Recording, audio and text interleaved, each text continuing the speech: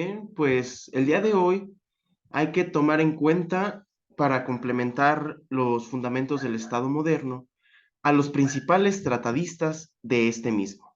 En sí hay que tenerlos en cuenta por una razón muy sencilla, para poder comprender cómo fue que surgió el Estado, la idea de Estado, así como para entender cuáles fueron esos fundamentos, en qué es en lo que nosotros tomamos como punto de partida, qué es lo que tomamos como punto de partida, para de alguna manera poder hablar de un Estado, de los estados modernos, de los estados contemporáneos, cuál es este sustento. Todo esto viene desde lo que son los principales tratadistas, estos tratadistas que de alguna manera influyeron con obras, influyeron con escritos, los cuales dieron origen a lo que hoy llamamos Estado. Hay que tener en cuenta primero algunas diferencias. La palabra Estado no significa lo mismo que país, no significa lo mismo que nación y no significa lo mismo que todas aquellas anteriores formas de gobierno que se habían estado observando en sí. ¿Por qué? La palabra Estado se refiere a esta unión de una comunidad de distintas formas, tiene distintas ramas, distintas partes, de las cuales hemos hablado con anterioridad. Hemos hablado de lo que son los fundamentos de soberanía, de territorio, población, hemos hablado de también lo que es la forma de gobierno, el poder, y todo esto no es un sinónimo de lo que he mencionado. ¿Por qué? Porque en sí, entender nación, por ejemplo, la nación se va a referir más que nada a lo que es un conjunto de personas con características comunes, con pensamientos comunes, etcétera. Por ejemplo, la nación judía. Los judíos no son un estado en sí, sin embargo, son una nación que está distribuida en todo el planeta. Ese es un ejemplo. También tenemos la nación mexicana. La nación mexicana son todos aquellos mexicanos que residen en México como estado, residen en los Estados Unidos de América, pueden residir en España, pueden residir en Japón, en donde quieran. Esa es la nación mexicana. O tenemos también la otra gran diferencia, que son todas aquellas formas que hemos visto de gobierno que se han tenido anteriores a claramente lo que es esta época de surgimiento del Estado moderno. Lo que son los reinos, imperios, zaratos, sultanatos o simplemente repúblicas, por ejemplo la República Romana, no son como tal una forma de Estado, simplemente eran formas en las cuales se gobernaban entre sí. No podemos hablar de Estado, pero ¿por qué no podemos hablar de Estado? Pues porque esta idea surge con este tratadista que vemos en pantalla, la doctrina política de Nicolás de Bernardo de Maquiavelo. Pero se preguntarán, ¿quién es él?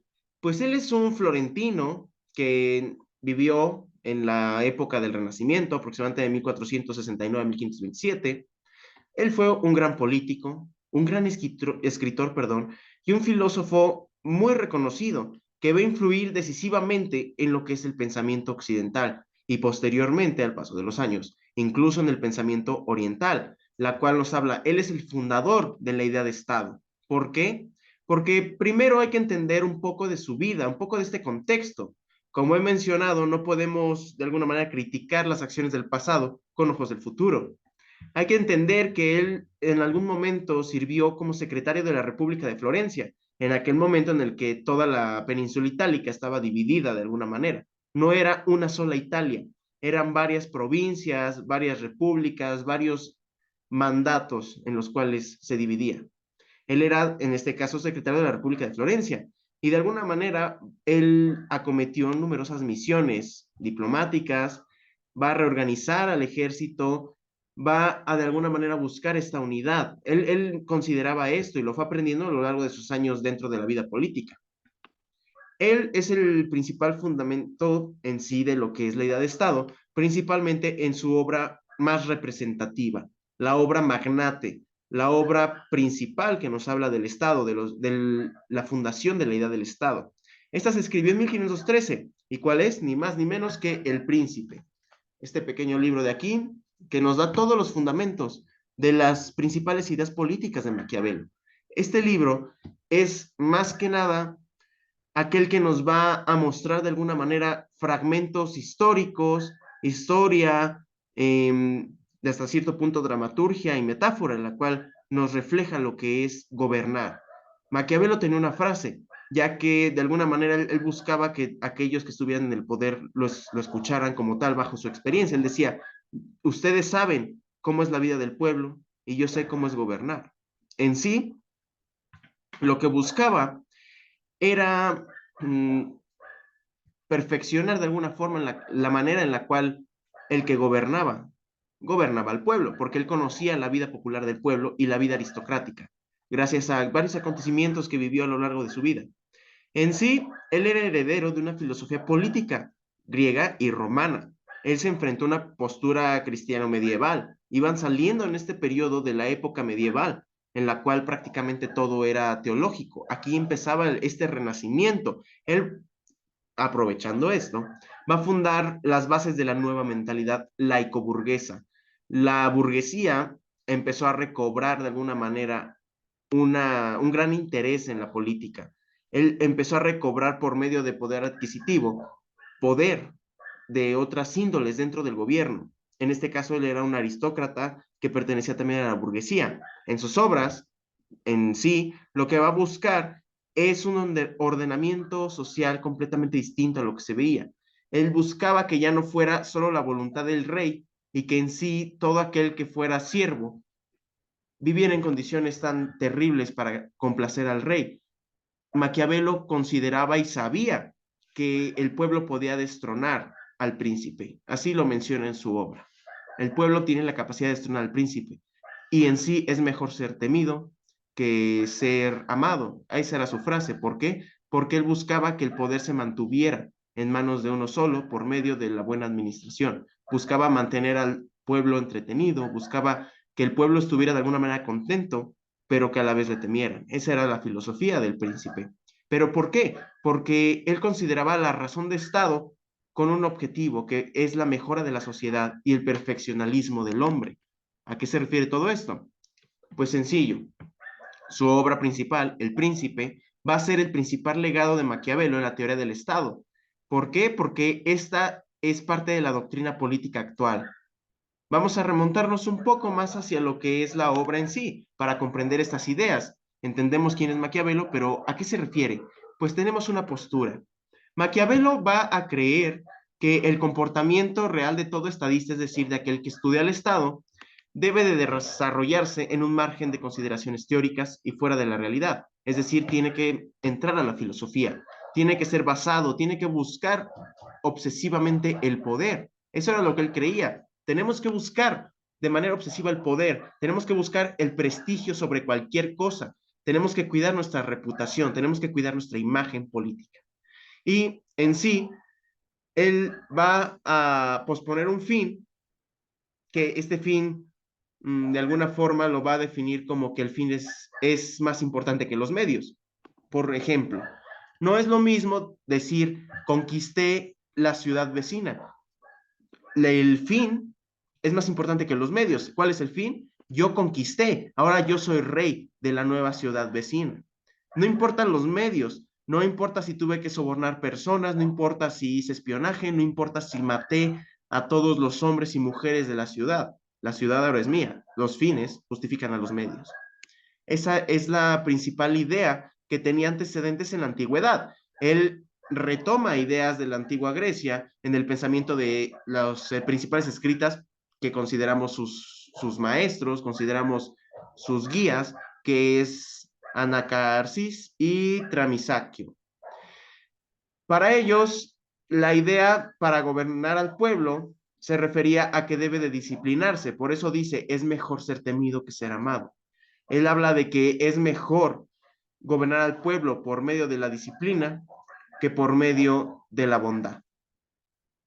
El Maquiavelo considera que para lograr esta disciplina debe de ganar prestigio. El príncipe o el gobernante debe de ganar prestigio y debe de ganar autoridad mediante el uso de la fuerza. Debe de ser temido, lo que requiere dejar de lado toda aquella consideración ética. Él debe de dejar lo ético, debe dejar esta imagen bonita sobre el monarca que todos aman, el monarca bondadoso, simplemente para la apariencia. Lo que importa es la realidad de la disciplina, la realidad de gobernar por medio de la fuerza pública. Él va a establecer la idea de racionalidad del Estado como un principio supremo, es decir, el Estado está por encima de todo. Maquiavelo es el que introduce el de nadie por encima de la ley, nadie por encima del Estado. Maquiavelo es aquel que va a, de alguna manera, iniciar estas revueltas contra la iglesia, sobre todo en la casa de los Borgia, que dominaban en esa región italiana, ¿no? De hecho, él escribe El Príncipe originalmente inspirado en ellos. El objetivo para Maquiavelo del Estado es su propia supervivencia. ¿Qué quiere decir? Para Maquiavelo lo importante es asegurar la supervivencia del Estado sobre cualquier cosa. ¿Cómo? Por medio de un ejército fuerte, por medio de ser autosuficiente económicamente, etcétera. Tiene que mantener la existencia del Estado, es lo primordial. El Estado no puede dejar de existir, no puede ser conquistado, no puede morir de hambre, tiene que subsistir sobre cualquier costo. Y en última instancia puede terminar en legalizar males menores a costa de males mayores. ¿Qué quiere decir? Es válido cometer, por ejemplo, actos de guerra, actos criminales de guerra, los crímenes de guerra, siempre que se justifique que fue por el bien social. Esta es la idea maquiavélica en este aspecto.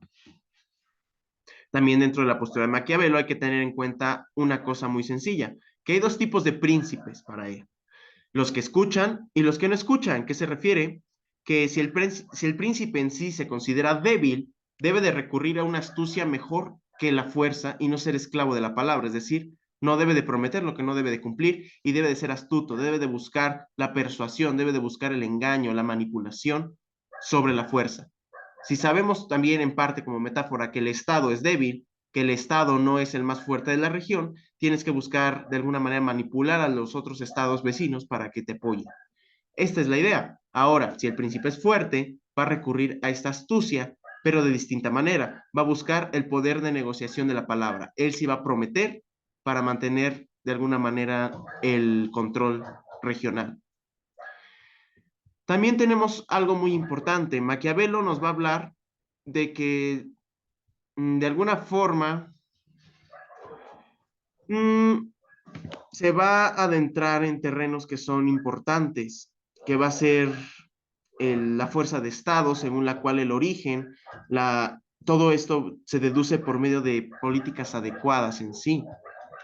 Maquiavelo tiene una doctrina política también muy compleja. Maquiavelo va a ser consciente de que inaugurar un estilo nuevo en muchos estilos, en sí, es vaya, en la vida general, va a considerar también el inicio de una ciencia política nueva, donde los dos principios más importantes de Maquiavelo van a ser los que vemos aquí, que va a ser la naturaleza humana, que va a ser la misma en todos los lugares y épocas, es decir, aquí surge la idea de es bueno, el hombre es bueno por naturaleza, es malo por naturaleza, no lo sabemos, simplemente va a ser la misma en todos los lugares y todas las épocas. La conducta humana es predecible. El segundo principio de Maquiavelo, que va a definir su doctrina política, va a ser que la maldad de todos los seres humanos es el rasgo más característico de su naturaleza permanente. Para Maquiavelo, el hombre es malo por naturaleza. Para Maquiavelo, el hombre busca su propia supervivencia sobre cualquier cosa, y es el orden natural, el cual va a ser intrínseco y simplemente no va a ser corrupto en cualquier lugar y en cualquier época, simplemente es una regla general.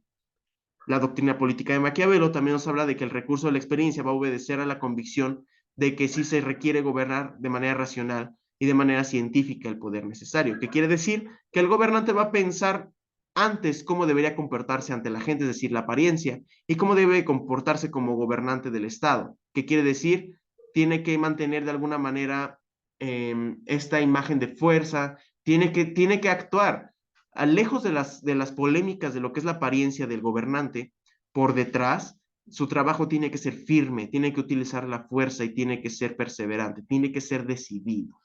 También nos habla de que en caso de que esto no suceda, que de hecho es la utopía platónica, como un ejemplo, va a estar aprendiendo antes de su ruina, que es la perseverancia, que es la preservación.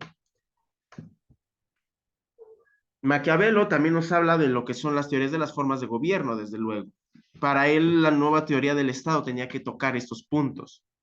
Según Maquiavelo, de alguna manera existe lo que es la política y el Estado, primero que nada. Esto se va a referir a que el interés del Estado se manifiesta como razón de Estado. ¿Y cómo es esto? Sencillo, para Maquiavelo, la mejor forma de gobierno va a ser el ideal republicano. es decir, como dicen los principios romanos, la cosa pública, el gobierno de todos, la unidad de todos, la república. La ventaja de este sistema del ideal político o del ideal republicano, como le llama también, es que va a consistir en que todos van a participar del poder y se van a limitar recíprocamente, es decir, va a introducir en el príncipe de alguna forma lo que es la división de poderes primitivamente. Sin embargo, él va a considerar que el príncipe y la reforma del Estado va a conducir a la corrupción de la República.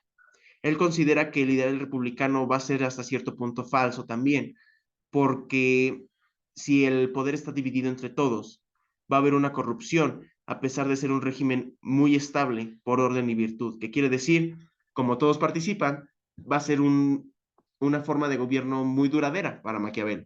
Sin embargo, va a ser muy corrupta. ¿Por qué? Porque si el gobierno está a manos de uno solo, en este caso el príncipe, él puede manipular y controlar todo a su voluntad y va a evitar la corrupción dentro del orden y virtud. Sin embargo, puede ser menos duradero porque se puede llegar a caer en lo que es la autocracia, en lo que es de alguna forma la tiranía. Él finalmente, dentro de su obra del príncipe, va a buscar entender el círculo de circunstancias fuera del control político, va a favorecer de alguna manera todo aquello que entorpece los designios del príncipe, es decir, va a buscar aquellos defectos dentro de la política de aquel momento para evitar ser repetidos. Pasado un poco, vamos a hablar sobre lo que es otro gran tratadista, que es Joan Bodin o Juan Bodino, que aquí vemos su fecha de nacimiento y de muerte, prácticamente es todo el siglo de 1500. Y en sí hay que tener en cuenta que él fue un pensador francés, jurista, es decir, estudió leyes, también fue politólogo, economista y nació en una familia noble. Él pertenecía a la aristocracia. Él, de alguna manera, participó como abogado del Parlamento de París, es decir, tiene un puesto político relativamente alto, no pertenecía al pueblo llano, y fue procurador del tercer estado de los Estados Generales franceses de 1576. Podemos ver que claramente sabía cómo funcionaba el gobierno francés. Él en sí, vemos que va a estudiar leyes en la Universidad de Toulouse y va a escribir sus principales obras en los 6 libros de la República.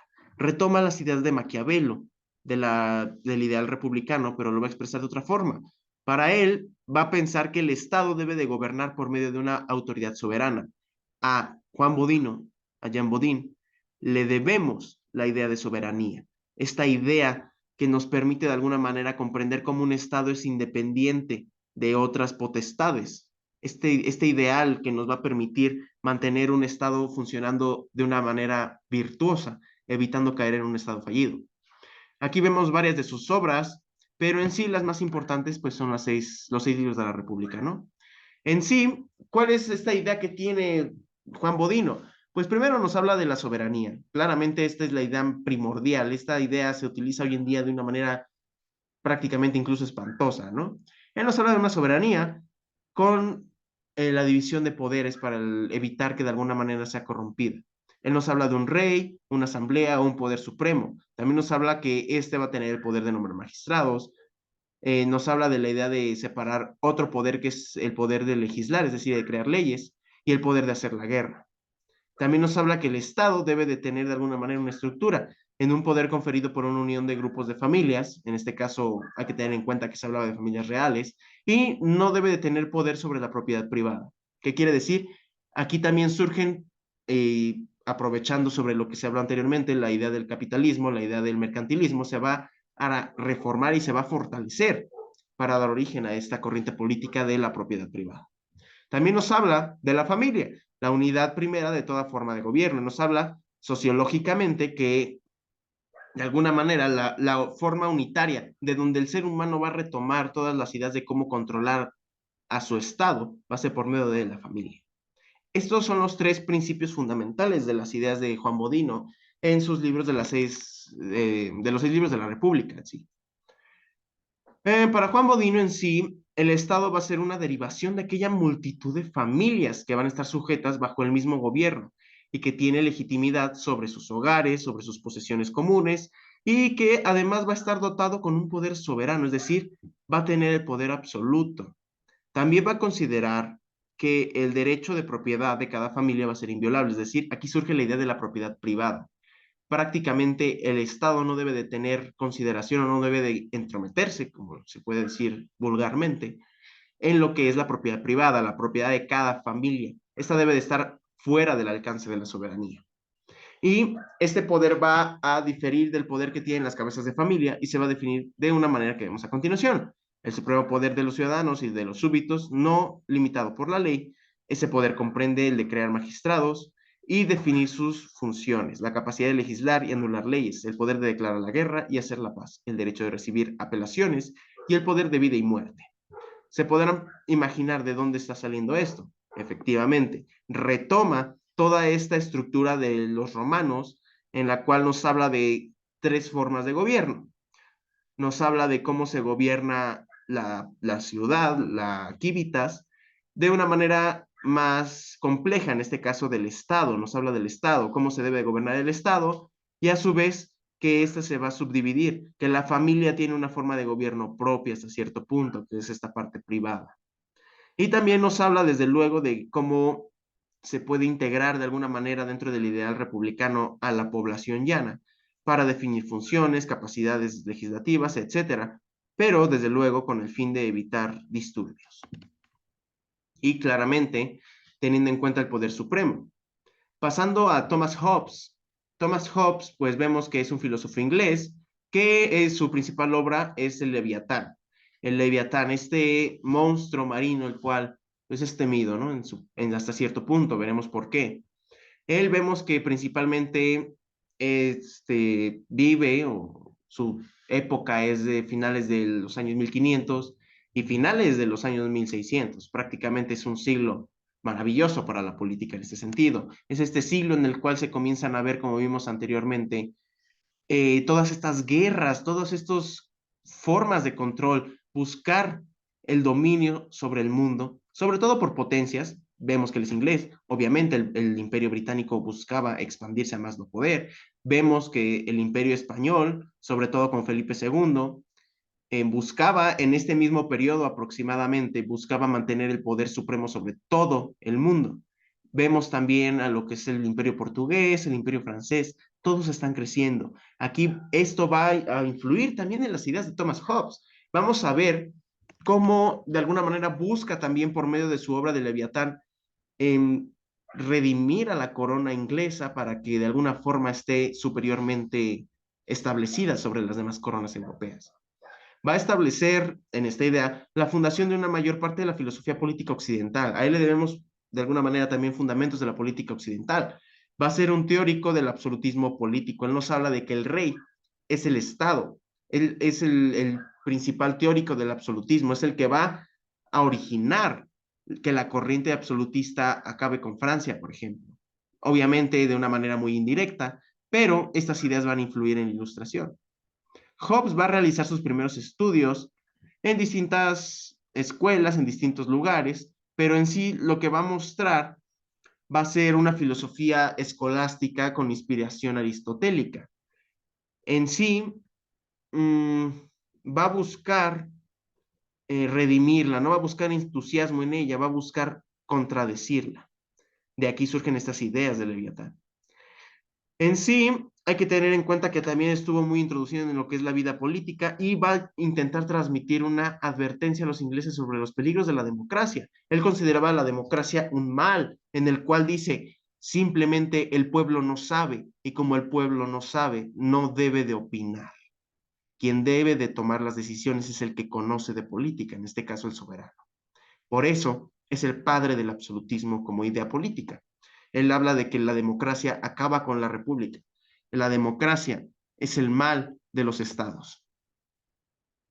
En sí, vemos que va a defender la monarquía absolutista, va a buscar la legitimidad que viene directamente de Dios, es decir, busca el retroceso hacia lo que son las ideas teológicas de la Edad Media, y va a buscar entender a los parlamentos como la afirmación de la soberanía que debe de estar compartida entre el rey y el pueblo. Es decir, apoya al parlamento únicamente como un cuerpo de autoritas, es decir, un cuerpo de consulta en el cual el rey puede buscar redimirse ante el pueblo, puede buscar su opinión, mas sin embargo no toma decisiones. Las decisiones son del rey, del soberano, de quien tiene el poder.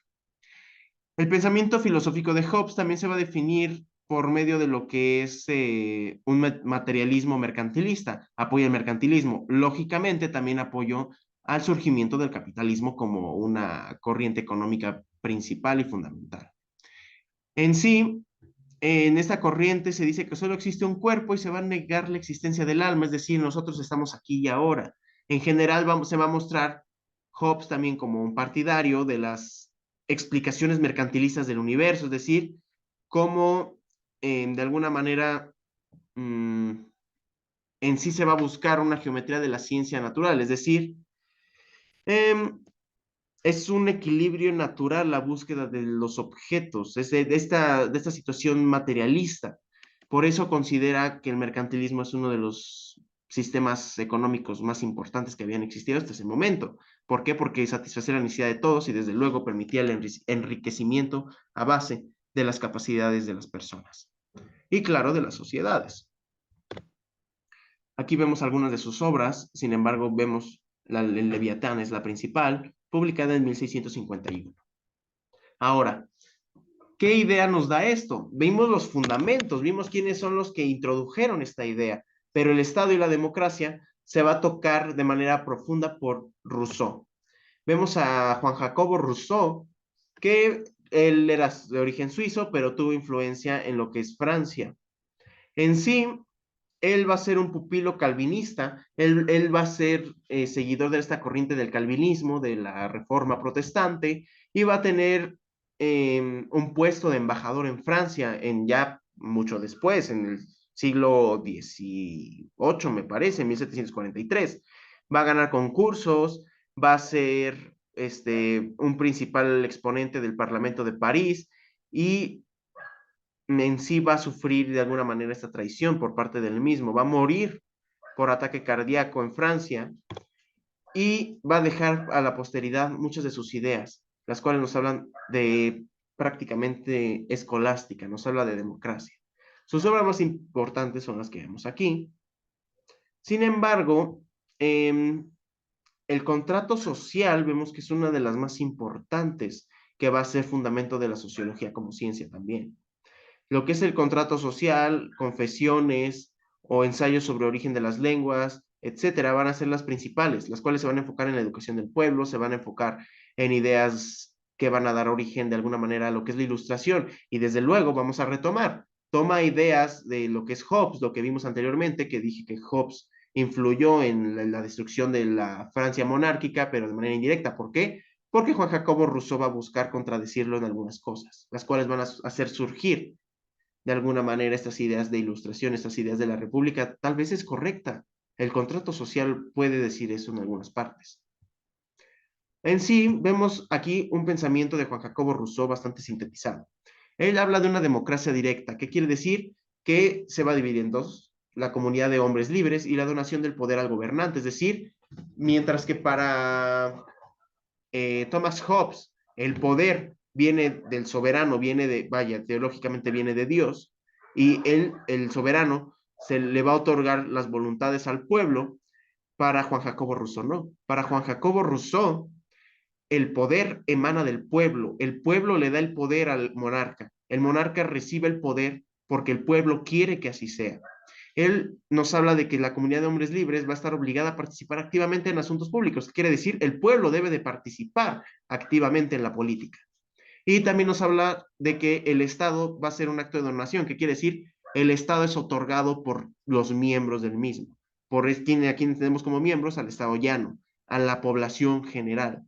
Aquí se retoman estas ideas de que la población importa. En sí, él nos habla de un pacto social en el cual una comunidad de hombres va a instaurar un gobierno, va a organizarse. Aquí se habla de que el Estado es un grupo organizado de individuos que van a buscar el bien común en sí. Para Juan Jacobo Rousseau, el hombre es bueno y de alguna manera busca su supervivencia por medio de la organización social. Juan Jacobo Rousseau tuvo estas ideas que vemos aquí en su contrato social, en la cual se dice que el pueblo puede darse a un rey, pero va a suponer que el pueblo existe antes del rey.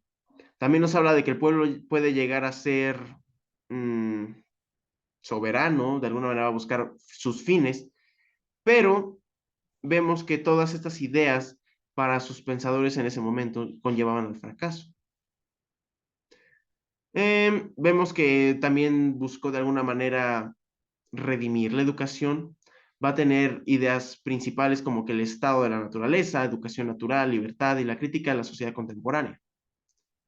En sí, también tenemos que la teoría del Estado va a ser tomada por lo que es Charles Louis de Secondant, que es el llamado Barón de Montesquieu, más conocido como Montesquieu. ¿El de qué nos habla? Él nos habla de que en sí, em, él nos habla de que en sí el Estado va a tener una razón importante, va a tener una razón fundamental. Él nos habla de lo que es en parte o fundamenta esta parte de la razón de Estado. Él nos va a dar todas estas ideas en algo muy simple, el espíritu de las leyes. El espíritu de las leyes es el fundamento de todo este monopolio político apoyado por Montesquieu. Vemos varias de sus obras, pero vamos a entender el contexto.